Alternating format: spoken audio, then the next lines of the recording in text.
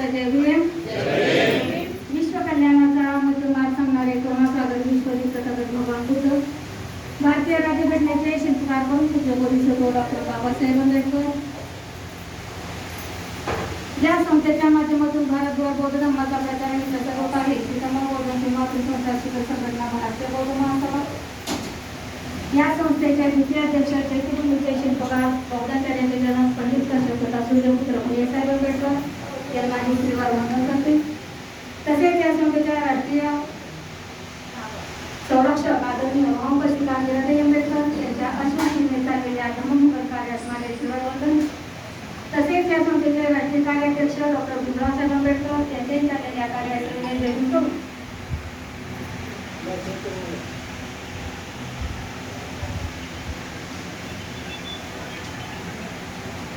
आज चैत्यभूमी येथे तिसरं पुष्प गुंफण्यात येत आहे आणि त्याचा आजचा जो तिसरा विषय जो माझ्याकडे आलेला आहे तो विषय म्हणजे भगवान बुद्धांचा कर्मसिद्धांत. हा अतिशय महत्त्वाचा असा विषय सर्वसामान्य माणसांना हा कर्मसिद्धांत करायला पाहिजे, समजायला पाहिजे. आपण कुठलं कर्म केलं पाहिजे, आपण कशा प्रकारे वागलं पाहिजे, आपण कशा प्रकारे राहिलं पाहिजे, आपण कशा प्रकारे बोललं पाहिजे, चाललं पाहिजे, प्रत्येक माणसाबरोबर कशा प्रकारे वागलं पाहिजे, असा हा सगळा भगवान बुद्धांचा कर्मसिद्धांत आहे. आणि असा हा कर्मसिद्धांत हा तिसरं पुष्प या चैत्यभूमीमध्ये आपण गुंफत आहोत. आणि त्यानिमित्त येथे उपस्थित असलेले मुंबई प्रदेशचे अध्यक्ष वानखेडे सर, तसेच मुंबई प्रदेशचे सरचिटणीस आदरणीय बडेकर गुरुजी,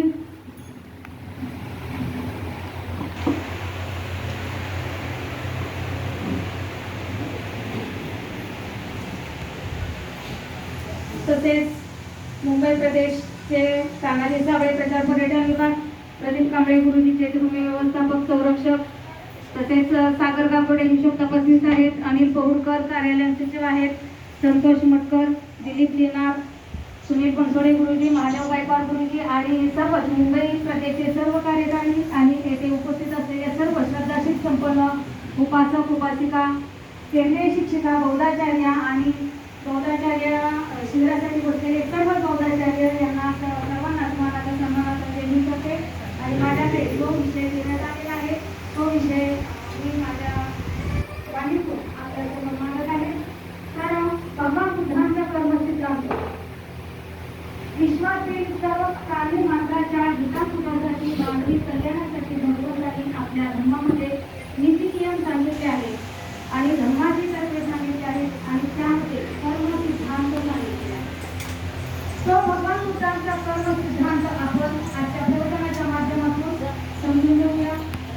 भगवंत एका धर्मपदामध्ये म्हणतात, वाचान मनसा सुसंस्कृतो कायानच अकुशलेनच किती एते दया समप्रेय निषोधेय आराधेय अकामी सुखोनी. त्याचा अर्थ असा आहे, कायाने अकुशल कर्म करू नका. हे कर्मफल म्हणजे कर्ममार्ग मानवाला विशुद्ध ठेवतात. म्हणजे कायाने, वाचेने आणि मानसिक असे आपली काय आहे 3 कर्म आहेत. आणि त्याबद्दल पहिलं कर्म आहे कायाने अकुशल कर्म करू नका. कर्मसिद्धांत म्हणजे काय, तर कर्म म्हणजे क्रिया किंवा कृती. आपण जी क्रिया करतो, आपण जी कृती करतो त्याला काय म्हटलेलं आहे, कर्मसिद्धांत म्हटलेलं आहे. आणि सिद्धांत म्हणजे ज्ञान. कर्मसिद्धांत म्हणजे आचरण करण्याचे शास्त्र. आपण जे आचरण करतो त्याला कर्मसिद्धांत म्हटलेलं आहे, त्याला शास्त्र म्हटलेलं आहे. भगवंताचा कर्मसिद्धांत जगातील सर्व धर्मातील कर्मसिद्धांतापेक्षा वेगळा आहे, स्वतंत्र आहे. त्यांच्या कर्मसिद्धांताचा उद्देश हा मानवाचे कल्याण हा आहे. बौद्ध धर्माच्या शिकवणुकीचा संपूर्ण भर कर्मावरच आहे. कर्म करताना कुशल अकुशल, सत्य असत्य, आवश्यक अनावश्यक, हितकारी अहितकारी इत्यादींचा विचार करून सत्सत विवेक बुद्धीने विचार मंथन करून योग्य सम्यक व कुशल कर्म करावे. बघा त्याचा भगवान बुद्धांनी किती साध्या आणि सोप्या भाषेमध्ये सांगितलेलं आहे. कर्म जो माणूस करतो त्याचं फळ माणसाला काय होतं तर या जन्मी मिळत असतं, आहे की नाही. परंतु तिकडे कसं सांगितलेलं आहे, कर्म करायचं आणि कुठे फेडायचा, स्वर्ग नरक अशा पद्धतीने सांगितलेलं. परंतु तथागत भगवान बुद्धांचा कर्मसिद्धांत त्यापेक्षा अगदी वेगळा आहे. आणि भगवान बुद्धांनी सांगितलेला कर्मसिद्धांत म्हणजे निसर्गातील बीज नियम व ऋतू नियम या अतूट नियमाप्रमाणे कायम स्वरूपाचा आहे. कारण मनुष्याचा जन्म होतो, मृत्यू होतो, झाडं आपल्याला माहित आहे, पशु पक्ष्यांचा सुद्धा जन्म होतो, त्याचा मृत्यू होतो, म्हणजे कर्मनियम सृष्टीचा हा कर्मनियम आहे. आणि त्याच्यात भगवान बुद्धांनी बीज नियम ऋतू नियम हे सांगितलेले आहे. कर्मनियम हे काय आहे तर 5 आहे. कर्म हे चराचर सृष्टीच्या अस्तित्वाचे व विनाशाचे मूळ कारण आहे. बघा, चराचर सृष्टीच्या अस्तित्वाचे व विनाशाचे मूळ कारण आहे. आपण जर चांगलं कर्म केलं तर आपल्याला चांगल्या कर्माचं फळ नेहमी चांगलं मिळत असतं. बघा, तथागत भगवान बुद्ध, आपल्याला माहित आहे तथागत भगवान बुद्धांनी पायी चालत 40 वर्ष प्रवास केलेला आहे. परंतु तथागत भगवान बुद्धांना कोणत्याही प्राण्यांना कधी इजा पोहोचवलेली नाही. कोणत्याही प्राण्यानं त्यांना कधी धक्का सुद्धा, आपल्याला माहिती आहे, धक्का सुद्धा लावलेला नाही. म्हणजे तथागत भगवान बुद्धांचं किती कर्म मोठं होतं. कारण तथागत भगवान बुद्धांनी कधीही कोणत्याही प्राण्याचा बसण्यासाठी सुद्धा वापर केलेला नाही. तथागत भगवान बुद्धांना माहिती आहे, तोही प्राणी मीही प्राणी. तो जर थकला तर मी त्याला पाठीवर घेऊ शकेल का? नाही. परंतु मी जर थकलो तर तो मला पाठीवर घेऊ शकेल. अशा प्रकारे तथागत भगवान बुद्धांनी प्राण्यांच्यावर सुद्धा तेवढ्याच प्रकारे मैत्री केलेली आहे.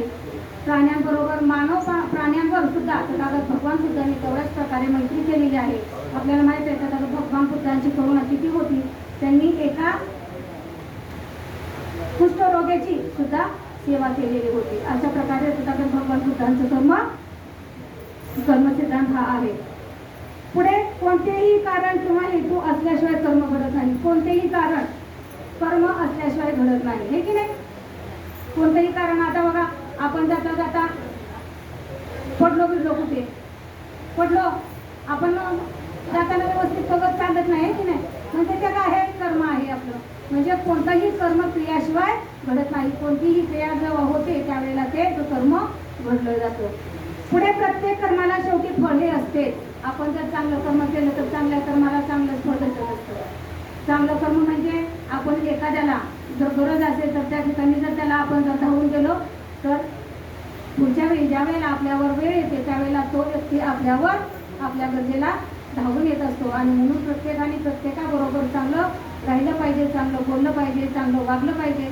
कारण मानव जन्म हा एकदाच आहे आणि मानव जन्मात येऊन चांगलं कर्म करणं हे सृष्टीचा नियम आहे आणि हा जगाचा सुद्धा नियम आहे.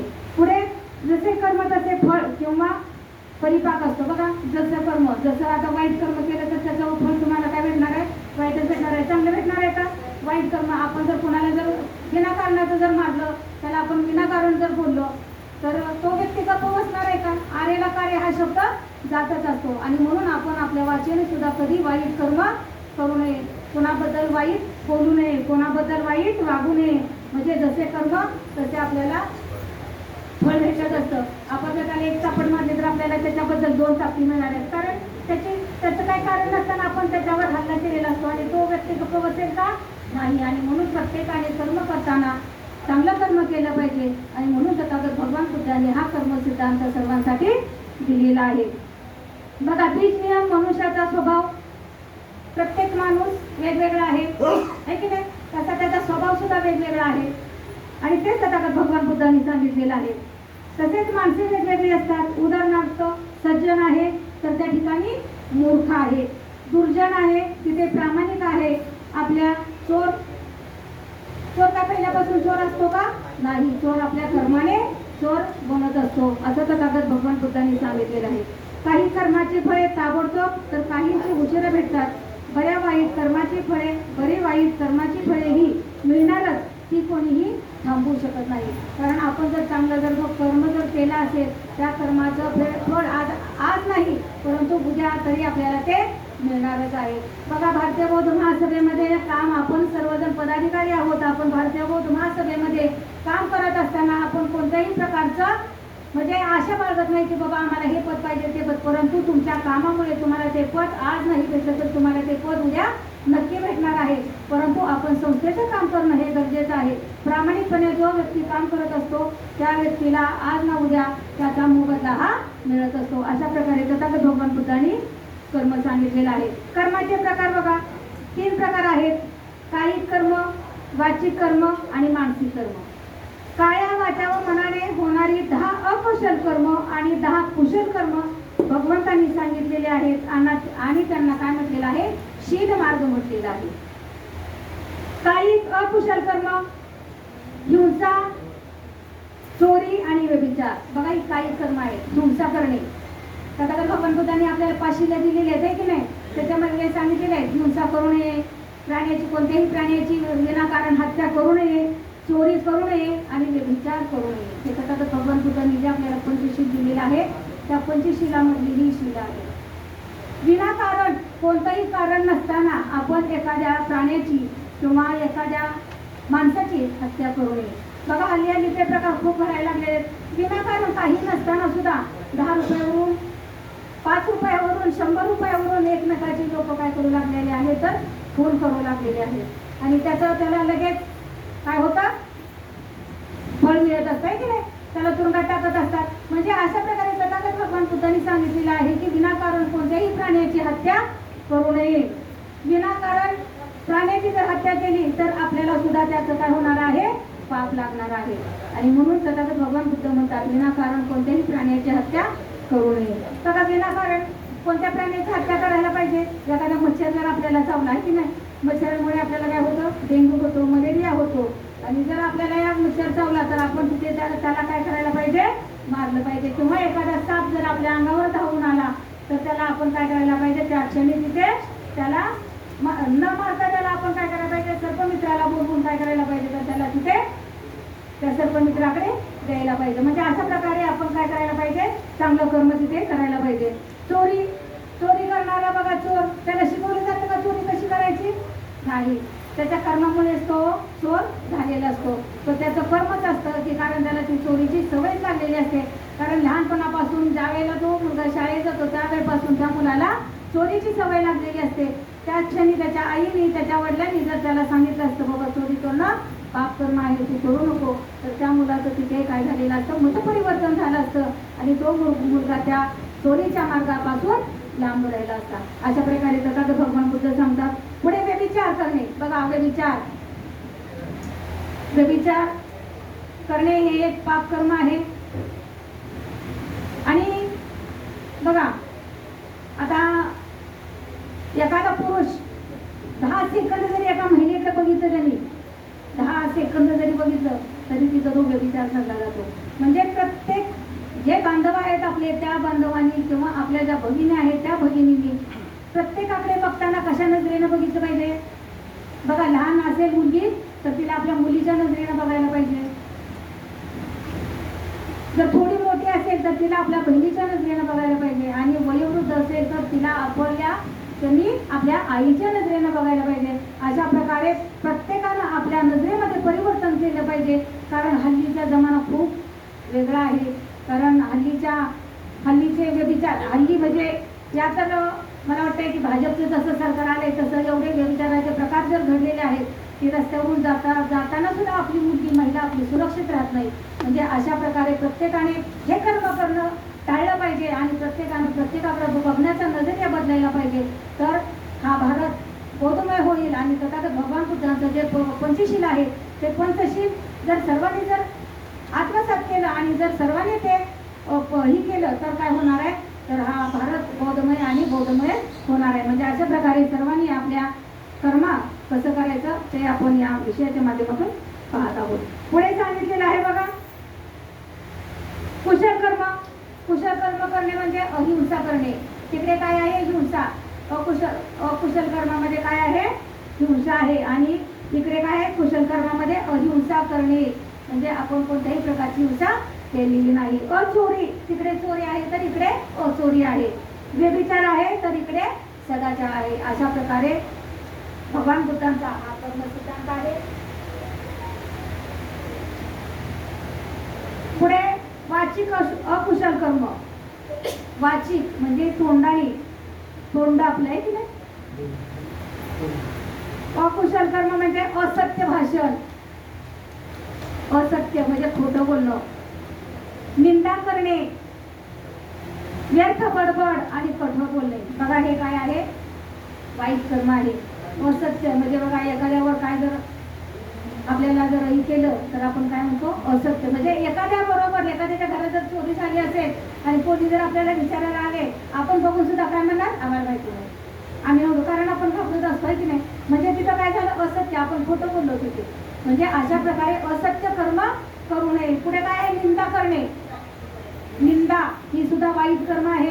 आपण एखादी चांगली महिला आपली असेल आणि तिने जर एखाद्या वेळी साजे शृंगार केला तर आपण काय करत असतो, तिची निंदा करत असतो. किंवा एखाद्या महिलेचे जर पती जर गॉप झाली असतील तर तिनं जर चांगले जर कपडे घातले असतील, तिनं जर चांगली वेशभूषा केली असेल, केशभूषा केली असेल तर तिची आपण काय करत असतो, निंदा करत असतो. म्हणजे अशा प्रकारची निंदा करणं म्हणजे काय, करणं म्हणजे काय आहे, वाईट कर्म आहे. व्यर्थ बडबड बिना कामाची, म्हणजे काही काम नसताना फुकट नुसतं सारखं तोंड चालवलं असायचं, त्याला काय म्हटलं आहे, व्यर्थ बडबड. पुढे कठोर बोलणे. बघा, प्रत्येकाबरोबर बोलताना सम्यकवाणीने बोलायला पाहिजे, प्रेमानं बोलायला पाहिजे, चांगलं बोलायला पाहिजे. बघा, काही जरी बोललं तरी आपलं बोलताना तोंड वाचत असतो ना, आज करत असतो ना आपण मुख्याने बोलतो का कुणाबरोबर, नाही. मग आपल्या मुखातून जाताना एखादा शब्द वाईट का बोलावा, चांगलं बोलायला पाहिजे. खोटं कठोर न बोलता प्रेमाने बोललं पाहिजे. प्रेमाने जग जिंकलं जातं, आहे की नाही. प्रेमानं जग जिंकलं जातं. आणि म्हणून सर्वांनी हे जे कर्मसिद्धांत आहे ते कर्मसिद्धांत फॉलो करणं गरजेचं आहे. प्रत्येकाबरोबर बोलताना प्रेमानं बोललं पाहिजे, प्रेमानं वागलं पाहिजे. जर आपण आपल्या बाजूवाल्यांच्या बरोबर जर चांगलं प्रेमानं जर बोललो तर आपल्यावर ज्या वेळेला संकट येतं त्यावेळेला आपले पाहुणेरावळ्यांपेक्षा आपले बाजूवाले आजूबाजूवालेच आपल्या संकटाला धावून येत असतात, आपल्याला उपयोगी पडत असतात. आणि म्हणून सर्वांनी हे कटाक्षानं टाळलं पाहिजे कठोर बोलणे. पुढे कुशल कर्म. बघा, कुशल कर्म काय आहे ते आता आपण सांगितलं. अकुशल कर्म. आता कुशल कर्म सत्य भाषण, म्हणजे आपण खरे बोलतो, निंदा न करणे. आपण कोणा भारतीय बौद्ध महासभेचे जे पदाधिकारी आहेत ते कोणाचीही निंदा, चाडी, चुगली करत नाही. नीत भाषण, म्हणजे नीत म्हणजे चांगलं भाषण करतो आणि प्रेमळ बोलतो, याला काय म्हटलेलं आहे, कुशल कर्म. आता मानसिक अकुशल कर्म कोणते आहे बघूया आपण. मानसिक लोभ, द्वेष आणि मोह. बघा, अकुशल कर्म लोभ आहे. प्रत्येकाला लालसाही असते, आहे की नाही. कोणत्या ना कोणत्या प्रकारची लालसा असते. आपल्या महिलांमध्ये खूप प्रकारची असते, आहे की नाही. एखादी जर तिनं जर एखादा जर चांगला दागिना केला, एखादे चांगलं जर वस्त्र घातलं तर नाही मला पण पाहिजे, उद्या जाऊन घेऊनच येणार आहे. म्हणजे अशा प्रकारे आपण लोभ, कोणत्याही प्रकारचा लोभ न करता आपण काय केलं पाहिजे, कर्म केलं पाहिजे. द्वेष, कोणाचाही द्वेष न करता कामा नये. एखाद्यानं जर चांगले जर त्यानं एखाद्यानं आपल्या बाजूवाल्यांनी आजूबाजूवाल्यांनी आपल्या पाहुण्याऱ्यावाल्यांनी जर गाडी एखादी घेतली तर आपण त्यांचा द्वेष करता कामा नये. कारण मला भेटली नाही, त्याला कशी काय भेटली, त्याला कशी काय घेतली, असं कुणाच्याही मनामध्ये येता कामा नये. कारण त्यानं त्याच्या जीवावर, म्हणजे त्याच्या स्वकष्टावर त्याला ती खरेदी केलेली आहे वस्तू, कोणतीही वस्तू असेल, म्हणून आपण त्याचा द्वेष करता कामा नये. मोह, कोणत्याही प्रकारचा मोह करू नये. मोह करणे ही खूप वाईट कर्म आहे. कशा कशाचा मोह असतो महिलांना, पुरुषांना, सगळ्यांनाच असतो मोह. पण मोहाच्या जाळ्यातून कोणी सुटलेला नाही. आणि म्हणून कोणत्याही प्रकारचा मोह कुणी करू नये. तर तिकडे अकुशल कर्म होता, आता इकडे कुशल कर्म काय सांगते बघा. निर्लोभ. लोभला काय सांगितलेलं आहे, निर्लोभ, कोणत्याही प्रकारचा लोभ नसलेला. द्वेष सांगितलेला आहे अद्वेष, कोणत्याही प्रकारचा द्वेष नसलेला, अदोषरहित. पुढे तिसरा आहे मोह, तर इकडे आहे निर्मोह, कोणत्याही प्रकारचा मोह नसलेला निर्मोह आहे. आणि अशा प्रकारची ही तीन कायिक, वाचिक आणि मानसिक हे कर्म आहेत, तीन प्रकारची. आणि आता त्या कर्माचे फळ आणि कर्माचे फळांचे प्रकार हे आपण आता बघणार आहोत. कर्माचे प्रकार किती आहेत, 4 आहेत. बघा, नित्य धम्म वेदनीय कर्म, म्हणजे ह्या जन्मात फळ देणारे कर्म. याच जन्मात आपण जर चांगले कर्म जर केले तर आपल्याला या जन्मामध्ये त्या कर्माचं फळ भेटणार आहे की नाही. तिकडे कसं पहिलं होतं, कर्म इथे करायचं आणि तिकडे फेरायला जायचं. तर तसं नाही, स्वर्ग पण नाही आणि नर्क पण नाही, आहे की नाही. आपले किती अंतराळातून जाऊन आले, अंतराळातून जाऊन आले, परंतु कधीही त्यांना कोणत्या स्वर्गाचं दार लागलं का नाही. म्हणजे हे सर्व काय आहे, थोतांड आहे. आपल्या सर्वांना भ्रमिष्ट करण्यात आलेलं आहे. आपण त्याच्यावर विश्वास ठेवता कामा नये. कारण त्यांचा धम्म हा विज्ञानावर डॉक्टर बाबासाहेब आंबेडकरांनी आपल्याला विज्ञानावर आधारित असलेला धम्म, तथागत भगवान बुद्धांचा धम्म आपल्याला दिलेला आहे. या जन्मात फळ देणारे कर्म, आपण कोणतंही कर्म जर केले तर त्याचं फळ आज नाही उद्या, परंतु आपल्याला ते मिळणार आहे. पुढे उपज वेदनीय कर्म म्हणजे उत्पन्न झाल्यावर फळ देणारे कर्म. उत्पन्न झाल्यानंतर फळ देणारे कर्म, बघा आपण एखादा जर वृक्ष लावला आहे की नाही, त्याची फळं आपल्याला नाही चाकाय भेटली, परंतु आपल्या मुलाबाळांना त्याची फळं नक्कीच खायला भेटणार आहेत. पुढे अपरपरीय वेदनीय कर्म. अपरपरीय वेदनीय कर्म म्हणजे अनिश्चित काळी फळ देणारे कर्म. अनिश्चित काळी, बघा आपल्या म्हणजे ध्यानीमध्ये सुद्धा नसतं. आपण जे कर्म एखाद्यावर आपल्या केलेलं असतं आणि ज्या वेळेला आपल्याला ज्याची गरज पडते त्यावेळेला दुसरं व्यक्ती कोणी धावून येत नाही, परंतु आपण त्याच्यावर त्याला आपण साथ दिलेली असते. ते व्यक्ती जर अचानकपणे आपल्याला जर धावून आला तर त्याला काय म्हटलेलं आहे, अनिश्चित काळी. अनिश्चित काळी फळ देणारे कर्म म्हणजे ते अनिश्चित काळी आपल्या ध्यानीमध्ये सुद्धा नसतं आणि असा व्यक्ती त्यावेळेला आपल्या जर उपयोगी धावून आला तर आपण काय त्याला म्हणणार आहे, अनिश्चित काळी फळ देणारे कर्म. पुढे अहोसी कर्म म्हणजे फळ न देणारे अति दुर्बल कर्म. आपण फळाच्या लालसेने काम करतो का? नाही. फळाच्या लालसेने काम करतो का आपण? नाही. म्हणजे अशा प्रकारे अहोसी कर्म आहे फळ न देणारे अति दुर्बल कर्म. म्हणजे आपण कितीही काम केलं, आपण कितीही परिश्रम केलं, परंतु त्याचं आपल्याला जर फळ भेटले नाही तर त्याला काय म्हटलेलं आहे, अहोसी कर्म म्हणजे फळ न देणारे कर्म. परंतु आपण कर्म हे करत राहणं गरजेचं आहे. सगळ्या व्यक्ती जगात जन्माला येतात व जग सोडून जातात, परंतु विश्वाचा नैतिक क्रम टिकून राहतो. त्याचप्रमाणे कर्मनियम सुद्धा टिकून राहतो. या कर्मामुळे इतर धर्मात ईश्वराला जे स्थान आहे ते भगवान बुद्धांच्या धर्मात नैतिकतेला स्थान आहे. आणि अशा प्रकारे तथागत भगवान बुद्धांचा धर्म मगाशी सांगितलं की विज्ञानावर आधारित आहे आणि म्हणून आपण सर्वांनी कर्म करत राहणं हे गरजेचं आहे. पुढे शुद्धी आणि अशुद्धी. आपण केलेले पाप अकुशल कर्म आपल्याला मलिन करते आणि आपण केलेले पुण्य कर्म आपल्याला शुद्ध करते. शुद्धी आणि अशुद्धी ह्या स्वतःच्या कर्मावरच अवलंबून असतात आणि मनुष्याने स्वच्छील राहून ध्यान समाधीच्या मार्गाने मनावर ताबा मिळवावा. श्रद्धा, स्मृती, वीर्य, समाधी आणि प्रज्ञा यांच्या साहाय्याने नैतिक बल संपादन करून त्या बलाच्या जोरावर जगातील दुःखांचा अंत करावा असं तथागत भगवान बुद्ध म्हणतात. आणि तथागत भगवान बुद्ध एक उदाहरण देतात की श्रावस्तीमध्ये महाकाल उपासकाप्रमाणे शुनकाला श्रावस्तीतील लोकांनी मारलेलं असतं आणि मारत असताना दासी पाणी भरण्यासाठी गेलेले असतात आणि त्या दासी काय करतात तर या चालुकाला त्या लोकांपासून वाचवतात आणि ही वार्ता कुणाला समजते तर तथागत भगवान बुद्धांना समजते. त्यावेळी तथागत भगवान बुद्ध संघाला सांगतात की चालुकाचं कर्म चांगलं होतं, त्यानं पुण्यकर्म केलं होतं आणि त्यानं पुण्यकर्म केलं, त्यामुळे तो काय झालेला आहे तर तिथे वाचलेला आहे कारण तिथं दासीने त्याला वाचवलेलं आहे आणि हे त्याचं पुण्यकर्म आहे. आणि म्हणून प्रत्येकाचं पुण्यकर्म कधी ना कधी त्याला काय करत असतं तर साथ देत असतं. आणि अशा प्रकारे तथागत भगवान बुद्धांनी हा कुणाला उपदेश केलेला आहे तर तिथल्या भंतेला उपदेश केलेला आहे आणि कर्म त्याचं फळ त्याला एकापाठोपाठ त्याला मिळतच असतं असं तथागत भगवान बुद्धांनी सांगितलेलं आहे. पुढे बघा, कर्माच्या परिणामास विपाक असे म्हणतात. कर्म व त्याचे फळ एकापाठोपाठ एक येत असते.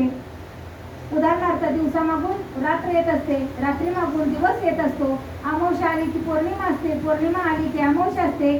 माणसाचा जन्म झाल्यानंतर बाळ होतो, बाळू होतो, बाळूचा बाळासाहेब होतो, बाळासाहेबानंतर वयोवृद्ध होतो. म्हणजे अशा प्रकारे क्रमामागून दिवसामागून रात्र, रात्री मागून दिवस म्हणजे अमावस्या पौर्णिमा हे दिवस कुणालाही चुकलेले नाहीत. म्हणजे माणूस काय आहे, जीवन आहे, तिथं मृत्यू आहे आणि म्हणून आपण कोणत्याही याला घाबरता कामा नये. प्रत्येकानं सामोरं जाणं हे गरजेचं आहे. पुढे बघा, काही कर्माचा परिणाम काही कालावधीने दिसून येतो. उदाहरणार्थ एखाद्या संस्थेला दिलेली देणगी. बघा, एखाद्या संस्थेला दिलेली देणगी असेल, आज ती संस्था मोठी नाही परंतु कालांतराने ती संस्था काय होणार आहे, मोठी होणार आहे. आपल्या भारतीय बौद्ध महासभेचं उदाहरण घ्या.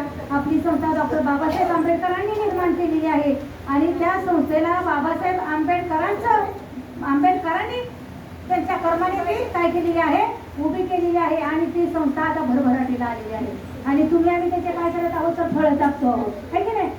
बाबासाहेबांनी निर्माण केलेली संस्था त्याची फळं आपण आज टाकत आहोत. म्हणजे ज्या वेळेला त्या संस्थेनं त्या वेळेला देणगी दिलेली आहे आणि ती देणगी म्हणजे डॉक्टर बाबासाहेब आंबेडकर. कारण बाबासाहेब आंबेडकरांच्यामुळे ही संस्था नावारूपाला आलेली आहे. त्याच्यानंतर पुन्हा भैयासाहेब आंबेडकरांनी ही नावारूपाला आणले. त्याच्यानंतर ताईसाहेब आंबेडकरांनी. म्हणजे अशा प्रकारे आणि त्याची फळं कोण टाकतो आहोत तर तुम्ही आम्ही त्याची फळं भारतीय बौद्ध महासभेत टाकतो आहोत. म्हणून अशा प्रकारे प्रत्येकानं कर्म हे केलं पाहिजे आणि प्रत्येकानं कर्माचं फळ प्रत्येकाला हे काय होत असतं तर मिळत असतं. पुढे बघा, काही कर्माचा परिणाम कायम होत असतो. उदाहरणार्थ डॉक्टर बाबासाहेब आंबेडकरांनी स्वतःच्या त्यागाने व परिश्रमाने सर्व लोकांवर जो परिणाम दिसतो तो म्हणजे त्यांच्या कर्मामुळे आम्ही आहोत आणि म्हणून असंख्य लोक त्यांच्या नावावर प्राणही देण्याचा सहाय्यात तयार आहेत. म्हणजे डॉक्टर बाबासाहेब आंबेडकरांच्या मुळे आपण आज आहोत आणि आपण आहोत. बाबासाहेब होते म्हणून आपण आहोत. आपल्या सर्वांना माहितीच आहे. नाहीतर आपल्याला कुठे होती जागा, गावाचा तुझाबाहेर. आणि म्हणून डॉक्टर बाबासाहेब आंबेडकरांनी आपल्याला माणसात बसवलेलं आहे. आपल्याला बाहेरच्या वस्तीवरून चांगल्या शहरात आणलेलं आहे. बाबासाहेबांनी काय सांगितलं आपल्याला, खेडी सोडा आणि शहराकडे चला. शहराकडे गेला तर तुमची काय होणार आहे, प्रगती होणार आहे. हे किती पुण्यकर्म आहे बाबासाहेबांचं. आणि अशा प्रकारे बाबासाहेबांमुळे आपण आज काय आलेलो आहोत तर नावारूपाला आलेलो आहोत.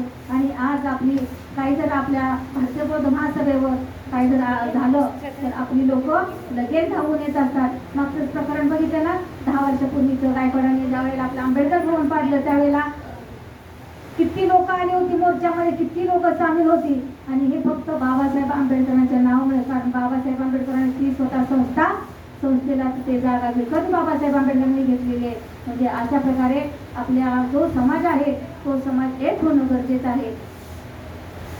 पुढे बघा, काही कर्माचा कोणताही परिणाम होत नाही. म्हणजे डॉक्टर बाबासाहेब आंबेडकर म्हणतात बौद्ध धर्मातील कर्म सिद्धांत हा पूर्णतः वर्तमान आयुष्याशी संबंधित आहे.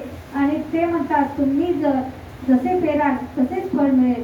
कर्म व त्याचा वर्तमान आयुष्यावर परिणाम यालाच भगवान बुद्धांचा कर्मसिद्धांत लागू पडतो. बघा, आंब्याची आपण जर फळ लावली तर त्याचं काय होणार आहे, आंब्याचं झाडच येणार आहे. त्याच्या जागेवर दुसरं येणार आहे का? गुलाब जर लावला तर गुलाबाचं झाड येणार आहे तिथे. म्हणजे आपण कोणतंही फळ जर लावलं तर त्या फळावर जो आपण बी पेरू तेच उगवणार आहे. आणि तसं डॉक्टर बाबासाहेब आंबेडकर म्हणतात जसे तुम्ही कर्म कराल तसंच तुम्हाला त्याचं फळ भेटणार आहे. पुढे बघा, डॉक्टर बाबासाहेब आंबेडकर स्वतःच्या कर्माचे फळ म्हणजे franchise committee, Simon commission, round table, conference इत्यादी ठिकाणी त्यांना बोलावून त्यांचा मान सन्मान झाला. त्यांना कायदे मंत्रीपद प्राप्त होऊन भारतीय घटनेचे शिल्पकार म्हणून अमरत्व प्राप्त झाले. त्यांच्या कर्माचा झालेला सामाजिक परिणाम हा कधीही न पुसणार आहे. अनंत काळापर्यंत तो टिकणार आहे. म्हणजे बघा, बाबासाहेब आंबेडकरांचं किती योगदान आहे. म्हणजे बाबासाहेब आंबेडकरांचं नाव हे लोक घेतात म्हणजे बाबासाहेब आंबेडकरांचं ते काय आहे, कर्म आहे. आणि कर्माचं फळ बाबासाहेब आंबेडकरांनी आपल्याला काय केलेलं आहे, त्यांच्या कर्माचे फळ आज आपण इथे बसून टाकत आहोत. आणि म्हणून बाबासाहेब आंबेडकरांना अमरत्व काय झालेलं आहे, प्राप्त झालेला आहे. त्यांच्या कर्माचा झालेला सामाजिक परिणाम हा कधीही न पुसून टाकणार आहे. आणि तो अनंत काळापर्यंत, अनंत म्हणजे किती पिढ्या जातील तरी बाबासाहेबांचं नाव कधी पुसलं जाणार नाही. कारण बाबासाहेब आंबेडकरांचं योगदानच तेवढं मोठं आहे. म्हणजे अशा प्रकारे अनंत काळापर्यंत बाबासाहेब आंबेडकरांचं नाव टिकणार आहे. कर्म हा मानव समाजाचा आधार आहे आणि म्हणून चांगले कर्म करा, वाईट कर्म करू नका. कर्म करण्यामागे हेतू असतो, ते हेतूशिवाय कर्म घडत नाही. आणि म्हणून माझे कर्मच माझे स्वकीय असे भगवान बुद्ध म्हणतात. बघा, कोणतंही कर्म मगाशी सांगितलं की कोणतंही कर्म क्रियाशिवाय घडत नाही. आणि कर्म जर चांगलं केलं तर चांगल्याचं फळ आपल्याला चांगलं मिळणार आहे. कर्म करण्यामागे हेतू असतो, तो हेतूशिवाय कर्म घडत नाही. आणि म्हणून माझे कर्मच मी जे कर्म करेल तेच माझ्यासोबत येणार आहे. संकटामध्ये मनुष्याचे कर्मेच त्याचे बांधव असतात आणि कर्मच त्याचे रक्षण करतो. बघा, एखादं जर आपल्यावर संकट आलं तर जे आपण पुण्य कर्म केलेलं आहे ते कर्मच आपल्या संकटाला धावून येत असतं, आहे की नाही? एखादं संकट आलं तर त्या संकटाला आपण स्वतः सामोरं जात असतो ना, आपलं दुसरं कोण त्याला सामोरील नाही. आणि म्हणून तथागत भगवान बुद्ध म्हणतात, संकटामध्ये मनुष्याचे कर्मेच त्याचे काय असतात तर बांधव असतात, त्याचे कर्मच त्याचे रक्षण करत असतो.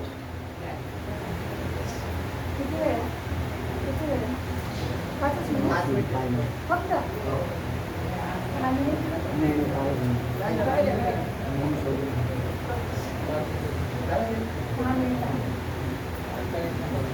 कर्माचा पुढे बघा सांगितलेला आहे.